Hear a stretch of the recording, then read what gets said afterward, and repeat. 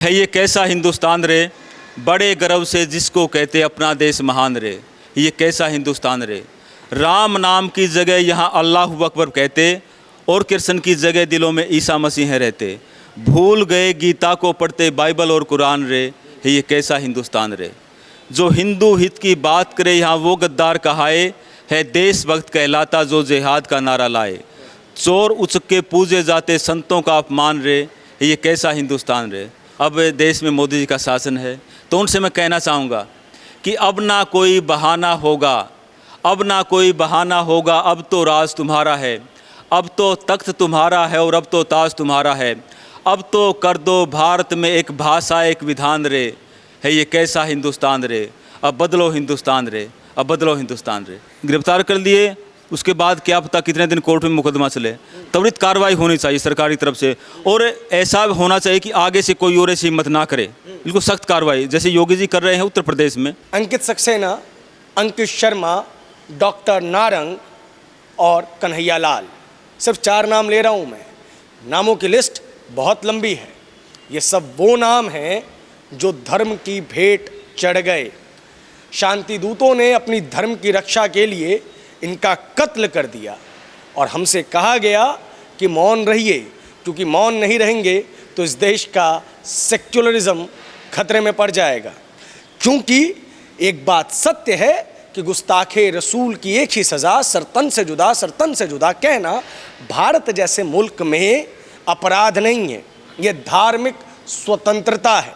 और हाँ, ये नारा कह के अगर आप किसी को मार देते हैं ना तो आप अपराधी नहीं कहे जाएंगे, आप भटके हुए नौजवान कहे जाएंगे। और पूर्व प्रधानमंत्री पहले ही कह चुके हैं कि संसाधनों पे पहला हक तो भटके हुए लोगों का ही है, और कॉन्स्टिट्यूशनली एक जो व्यक्ति है वो स्टेट का रिसोर्स यानी कि राज्य का संसाधन होता है। तो अगर भटके हुए लोगों ने आपका सर ले भी लिया तो कौन सी बड़ी बात है। नमस्कार, मैं प्रभात रंजन मिश्रा। अंकल जी, जिस तरीके से धर्म की आड़ में एक व्यक्ति की हत्या कर दी गई और उसके ऊपर जो सेक्युलर लॉबी है उसकी खामोशी है, क्या दर्शा रही है वो इस देश की स्थिति को? ये बहुत ही दुर्भाग्यपूर्ण घटना हुई है कल उदयपुर में, और राजस्थान वीरों की भूमि है। ये तो हमारा धर्म का रक्षा के लिए थे और वहीं पे हमारे धर्म पे हमला होता है, एक बहुत बड़ा आघात होता है। तो इसके लिए तो वहाँ की सरकार भी जिम्मेदार है, और वो धर्मविशेष तो हैं जो धर्म का नारा लगा के किसी घर में घुस के उसको मारते हैं। तो ये हम कतई बर्दाश्त नहीं करेंगे और करना भी नहीं चाहिए, क्योंकि ये जिहाद का नारा लगा के किसी की हत्या करना और अपने आप को सही ठहराना कि धर्म के नाम पे हम सही हैं, ये बहुत गलत है। और ऐसा कतई भी पूरे देशवासी आक्रोश में है पूरे। अंकल जी, एक चीज़ देखी है कि जब भी मीडिया डिबेट्स होती है ना तो ऐसे मुद्दों को दबा दिया जाता है कि नहीं जी यहाँ पे तो बहुत बड़ी दिक्कत हो गई। और एक व्यक्ति ने ये कहा कि हाँ जी, मैं भी ऐसा कह सकती हूँ, मैं भी ऐसा कह सकती हूँ। तो 57 मुस्लिम देश एक हो गए, और यहाँ पे 57 मुस्लिम देशों ने जब डिमांड की तो नूपुर को बाहर भी निकाल दिया गया। लेकिन यहाँ पे फिर से नूपुर का बदला लेने के लिए इस तरीके की हरकत की गई। कितना जहर घोल दिया गया है इन लोगों के दिमाग में। नूपुर शर्मा ने जो कहा वो एक डिबेट में कहा था, और वो किसी का काउंटर जवाब में ही कहा था, क्योंकि वो भी ऐसी बातें कह रहे थे हमारे धर्म के प्रति। और उसके खिलाफ देखो पूरी दुनिया के मुस्लिम देश एकजुट हो गए और उनके दबाव में आके कुछ भी कहिए उसको निकाल दिया गया। लेकिन फिर भी वो शांत नहीं हुए। वो बाहर के देश तो शांत हो गए, लेकिन हमारे यहाँ के जो जिहादी हैं वो फिर आक्रामक हो गए। और उसका बदला लेने के लिए ही कल हमारे एक भाई की वो निर्मम हत्या की गई, उसका गला काट दिया गया। और ये संदेश देने के लिए कि हम घर में घुस के मार सकते हैं। तो अपने देश में हो रहा है ये। तो जब जिहादियों के घर पे बुलडोज़र चलते हैं तो यही लोग आके जंतर मंतर पे प्रोटेस्ट करना शुरू कर देते हैं। जब बुलडोज़र से ये लोग नहीं रुक रहे हैं तो क्या अशोक गहलोत को इससे भी कुछ सख्त कदम नहीं उठाना चाहिए? उठाने चाहिए। गहलोत जी तो राणा सांगा की धरती से, महाराणा प्रताप की धरती से हैं, उनको तो इससे सख्त कदम उठाने चाहिए। अपराधी चाहे किसी भी धर्म का हो, लेकिन कल तो बहुत ही जघन्य अपराध हुआ है, इसका बदला तुरंत वो गिरफ्तार तो कर लिए, उनकी गिरफ्तार कर लिए, उसके बाद क्या पता कितने दिन कोर्ट में मुकदमा चले। त्वरित कार्रवाई होनी चाहिए सरकार की तरफ से, और ऐसा होना चाहिए कि आगे से कोई और ऐसी हिम्मत ना करे। बिल्कुल सख्त कार्रवाई जैसे योगी जी कर रहे हैं उत्तर प्रदेश में, तो उससे भी ज़्यादा कठोर कार्रवाई की ज़रूरत है हमें। तो गहलोत जी से मेरा निवेदन है कि वो भी ऐसी कार्रवाई करें कि उनके हौसले ना हों। ऐसा कैसे हो गया कि राजस्थान जो वीरों की भूमि थी वहाँ पे मुस्लिम अपीजमेंट इतनी ज़्यादा हो गई कि एक दुकान के अंदर घुस के जिहादियों ने एक व्यक्ति का सर कलम कर दिया? ये जो हमारी धार्मिक सहिष्णुता है ना, उसके लिए कुछ हद तक ये भी जिम्मेदार है। हम सभी को शायद स्वीकार कर लेते हैं, अपना छोटा भाई मान लेते हैं, लेकिन वो हमारी पीठ में छुरा घोंपते हैं। तो कुछ हद तक हम भी जिम्मेवार हैं इसके लिए। तो हमें अपनी मानसिकता बदलनी पड़ेगी। अगर वो सुधरे तो अच्छी बात है, वरना हमें बिगड़ना पड़ सकता है। अच्छा, नूपुर ने जो कहा वो गलत तो नहीं कहा, फिर भी 57 मुस्लिम देश एक हो गए, लेकिन हिंदू एक नहीं हो पाए नूपुर के समर्थन के लिए, वो उसको ब्लेम करते रहे। क्या लगता है आपको कितना मुश्किल हो गया है नूपुर जैसे लोगों का इस देश के अंदर रह पाना? बहुत ही मुश्किल। बोलने से भी डरते हैं। एक बुद्धिजीवी आहत तो हैं, वो कुछ बोलना चाहते हैं लेकिन बोल नहीं सकते। वो डरते हैं कि कहीं हमारे खिलाफ कार्रवाई ना हो जाए, लेकिन हमारे खिलाफ बोलने वाले नहीं डरते, वो तो खुलेआम चैलेंज देते हैं हमें। तो और ये हमारा हिंदुस्तान है, इसके बारे में तो मैंने आज से 20-22 साल पहले कविता लिखी थी जो आज भी प्रासंगिक है। तो अगर आप कहें तो मैं है ये कैसा हिंदुस्तान रे, बड़े गर्व से जिसको कहते अपना देश महान रे। ये कैसा हिंदुस्तान रे, राम नाम की जगह यहाँ अल्लाह अकबर कहते, और कृष्ण की जगह दिलों में ईसा मसीह रहते। भूल गए गीता को पढ़ते बाइबल और कुरान रे। ये कैसा हिंदुस्तान रे, जो हिंदू हित की बात करे यहाँ वो गद्दार कहाए। है देशभक्त कहलाता जो जिहाद का नारा लाए। चोर उचक के पूजे जाते संतों का अपमान रे। ये कैसा हिंदुस्तान रे, गौ माता माता कहकर जिन गायों की करते थे कभी पूजा, आज उन्हीं पर छुर्री चलती जैसे हो खरबूजा। और गंगा में बहती हैं लाशें बनी हुई शमशान रे।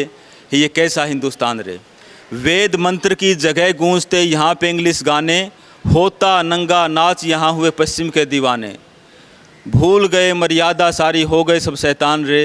ये कैसा हिंदुस्तान रे, अपने घर की नारी को तंदूर में डाल जलाएं, और गैर नारी के संग होटल में रात बिताएं। दूध दही की जगह हुए यहाँ शराब मीठ पकवान रे। ये कैसा हिंदुस्तान रे, कुर्सी के लिए होती है या, आप देख ही रहे हैं उठापटक चलती रहती है।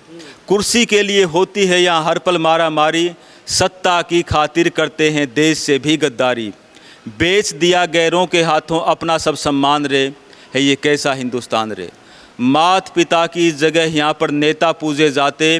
गुरुजनों की जगह यहाँ अफसर को शीश झुकाते। गए भारत माँ को भूल विदेशी माता का गुणगान रे। ये कैसा हिंदुस्तान रे। और इससे ज़्यादा क्या होगा कि राम कृष्ण की भूमि पर खड़ी मस्जिदें सीना ताने। हिंदुस्तान की धरती पर हुए हिंदू ही बेगाने। मिटा के रख देंगे एक दिए हिंद का नाम निशान रे।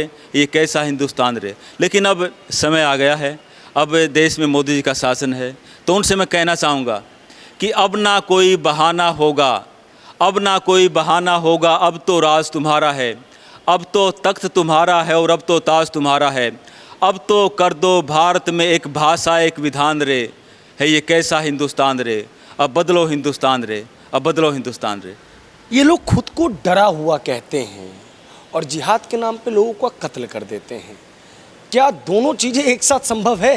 नहीं, संभव नहीं है। ये अपने आप को डरा हुआ कहकर हमें डराना चाहते हैं। तो मेरा तो इनसे भी अनुरोध है कि अपनी मानसिकता बदलें। रहना तो प्रेम प्यार से रहो। इतना बड़ा देश है, सब संसाधन हैं, इतना मिलके इतना आगे बढ़ सकते हैं हम। और हमारे प्रधानमंत्री जी तो विकास के पक्षधर हैं, विदेशों में जाते हैं, वो कल ही यूएई में गए हैं, वहाँ उनका भव्य स्वागत हुआ है।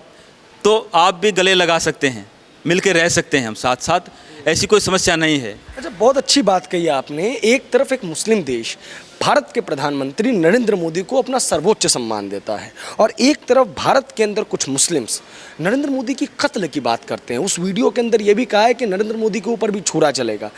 कितना जहर है इनके अंदर। यही तो विडंबना है इस देश की। बाहर कितना सम्मान है हमारे माननीय प्रधानमंत्री जी का। किसी भी अन्य देशों की बात छोड़िए, किसी मुस्लिम देश में चले जाएं, वहाँ उनको सर्वोच्च सम्मान दिया जाता है, और यहाँ उनके कत्ल की बातें करते हैं। तो ये मोदी जी का नहीं, उन लोगों का दुर्भाग्य है।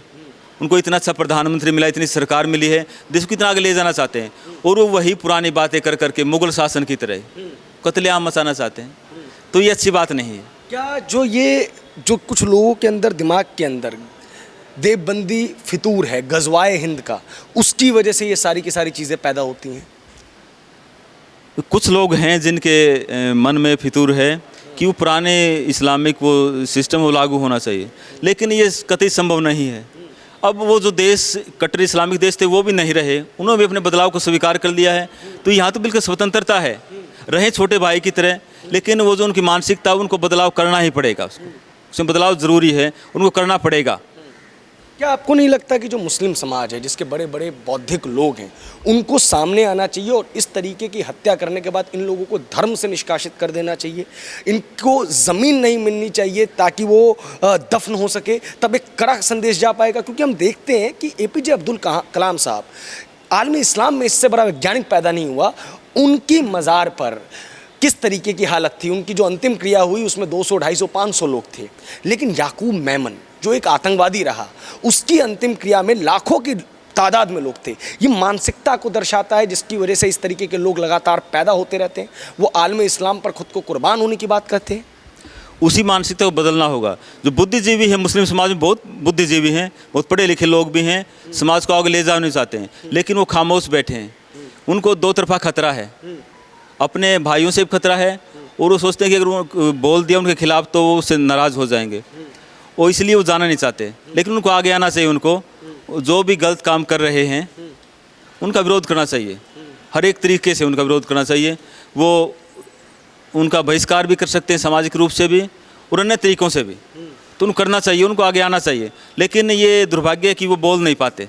अब तो राष्ट्रवादी सरकार है देश में, तो राष्ट्र को आगे ले जाने के लिए जो देश को पीछे ले जाना चाहते हैं, जो जिहादी जो काम करते हैं, सब कितना बड़ा संगठन हो, अगर वो आतंकी गतिविधियों में या ऐसी गतिविधियों में जो देश के खिलाफ हैं, जो जिहाद को आगे ले जाना चाहती हैं, उसका संगठन कैसा भी हो, कितना मजबूत हो, उसको ख़त्म कर देना चाहिए, उसको बंद कर देना चाहिए, बंद इसको समाप्त कर देना चाहिए।